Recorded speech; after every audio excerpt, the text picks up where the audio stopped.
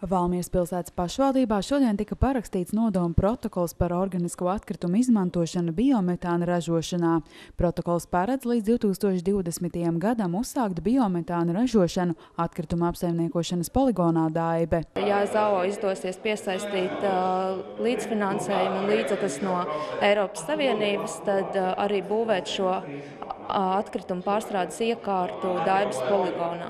Nākotnē biometāns visdrīzāk kļūs par vienu no alternatīvajiem enerģijas resursiem, jo tas ir videi draudzīgs, rūpnieciski ražojams un salīdzinoši lēts. Tāpēc viens no uzņēmuma ZAO un Valmieras pilsētas pašvaldības mērķiem ir organiskos atkritumus izmantot tieši biometāna ražošanā. Valmieras pilsēta ir gan ZAO līdzīpašniece, gan arī SIA Valmieras namsaimnieka īpašniece, gan arī SIA Valmieras ūdens īpašniece, kas ir potenciāli bioloģiski atkritumu ražotāji, savācēji un nogādātāji ZAO un arī pārstrādātāji, gan arī SIA VTU Valmiera līdzīpašniece, kas ir potenciāls gala produktu izmantotājs. Projekta koncepcija paredz saražoto biometānu nākotnē izmantot, lai darbinātu uzņēmumu ZAO atkritumu savākšanas automašīnas, kā arī Valmieras pilsētas sabiedrisko transportu. Arī jauni autobusi, kas var izmantot dabasgāzi, ir pieejami šobrīd jau tirgū.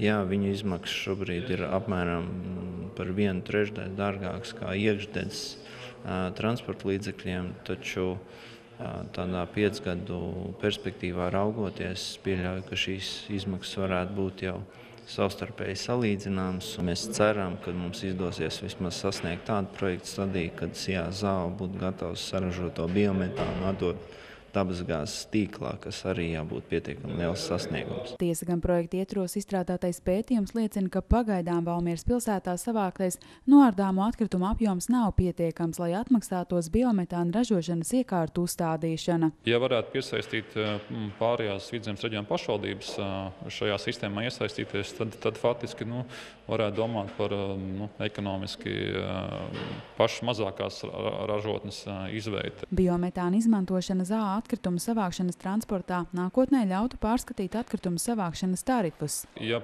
tirgu parādītos biometāns, ja vienkārši ekvivalents dabasgāzei, ja viņš būtu par līdzvērtīgu cenu izmantojums kā transporta degviela, es domāju, tas būtu arī ZAO varētu kaut kādā mērā pretendēt uz nedaudz uz tarifu samazināšanu, tīri uz tā rēķina, kad mēs faktiski ražotu pašu savu šo degvielu, nebūtu viņa jāiegādājas par mainīgām tirgus cenām. Projekta partneri nenoliedz, ka veiksmīgi īstenojot biometāna ražošanas projektu un uzstādot nepieciešamās uzpildes iekārtas, šo energoresursu varētu izmantot arī privāto transporta līdzekļu darbināšanai. Arī publiskais transports būtu vēlams dēļ tā, ka tas radītu ekonomisku grūdienu ražot, jo, teiksim, viens pats ZAO transports vai potenciāli VTU autobusi, tas pieprasījuma apjoms ir salīdzinoši neliels.